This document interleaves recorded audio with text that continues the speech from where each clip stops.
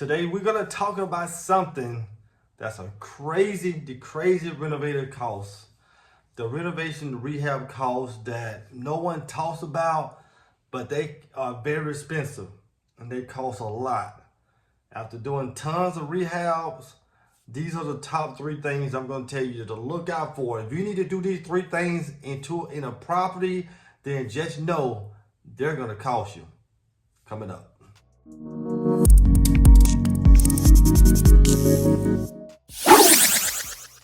Welcome everyone, it's Antonio here from Papa Home, where we're talking about turning these properties into wealth by using the power of real estate to get it going. What I want to do is talk about a few little things here, my 3 top things that's going to turn your renovation costs into a major cost if you have to implement these things. And these are the 3 things that I try to avoid in a house. So after I'm going there to walk through a house with me and my partners and things like that, or the real estate agent, not only am I looking at the house, I'm looking at these 3 things here. These are the main 3 things that I'm hoping to not have to change to save me money. And these are the 3 things here.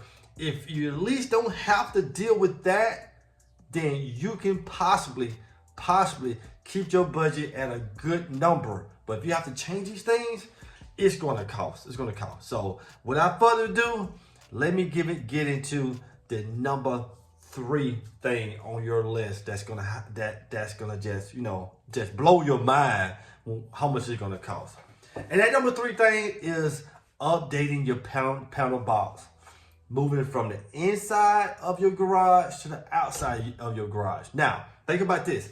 Now your panel box, sometimes it's inside the garage, sometimes it's in the bedroom somewhere.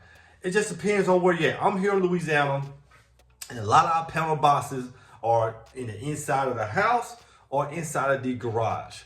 Now, depending upon what your inspector says about that panel box, because when we flip a house, guys, yes, we get an inspection.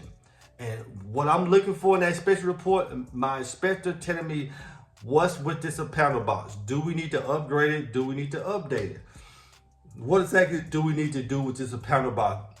Because if it doesn't pass inspection with him, it's obviously not going to pass inspection with an end buyer after we finish this house up. So as time goes on, you're going to run across properties, and because I run across them all the time, that this box is outdated. It needs to be updated from a 100 amp to 200 amps. I mean, it just have all types of issues there. And this can cost a lot. Now, here's the thing about it. What happens when you run into this problem? Number 1, what you need to do, you got to make sure you got a good electrician on board. That's the thing about it. I got 4 or 5 people who I can call on to get any type of electrical work done, especially moving the panel from the inside of the house to the outside of the house or inside the garage, or just keep it inside the garage or move it to the outside. Because here's the thing about it. The reason why you want to move it to the outside, if the house catches on fire, firefighters know how to get directly to that panel and turn off all the power. So that's the advantage there. So if you do have to move it, at panel box, get it upgraded, this can cost you, depending on where you at in the United States of America, this can cost you anywhere from $2,500 to $5,000, $6,000, $7,000, $8,000, just depending on where you at and who you're working with. So that $2,500, $3,000, those are the good prices you get from the buddy. I'm bringing you a lot of business here.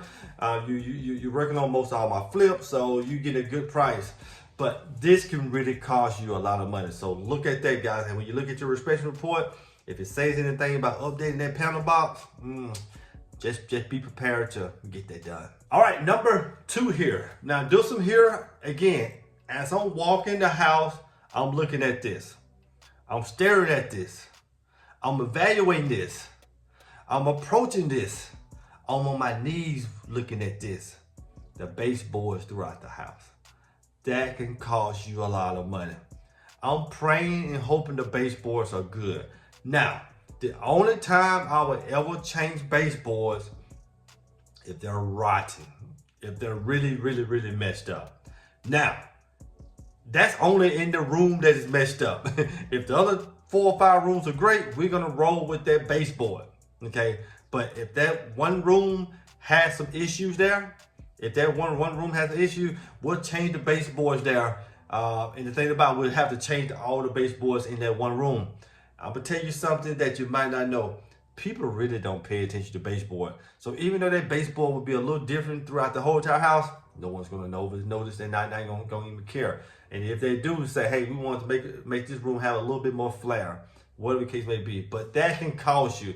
Soon as your contractors have to get on their knees and put down baseboard, it costs a lot of money, guys. So I always evaluate the baseboards. And if you looking at that and it looks like it needs to be changed, just know you're gonna pay for that. All right, guys, this is the number one thing here that really irks me when it comes to flipping houses.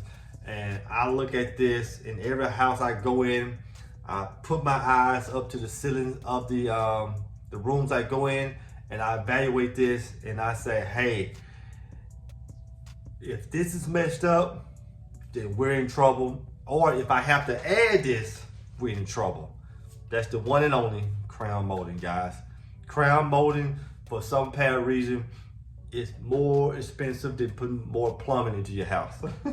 If you want certain type of crown molding throughout your house, then it's gonna cost you. For example, putting down floors in crown molding is almost the same thing. It costs. My guys will finish up a project we had today.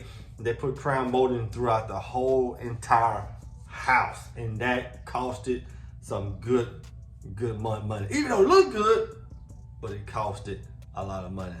So that what really gets me, guys, that crown molding. And if you don't have to do crown molding, don't do it.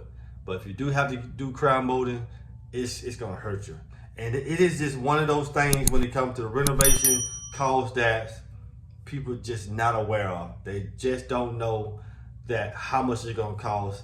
And me these days, unless I have to do it, don't do it, guys. If that house can look good with just great paint and existing crown molding, paint over that crown molding and roll with it. But if you do have to add crown molding, just make sure you can get your money back with that, because crown molding can get very, very, very expensive. So guys, do me a favor, like the video. I keep bringing you guys great tips, great information. You want to keep up with me here, subscribe to the channel as well. Subscribe to the channel. As you can see, run through all my videos. I document all of my stuff. I got a great playlist of granny house. Yes, I pretty much film all my flips and document them.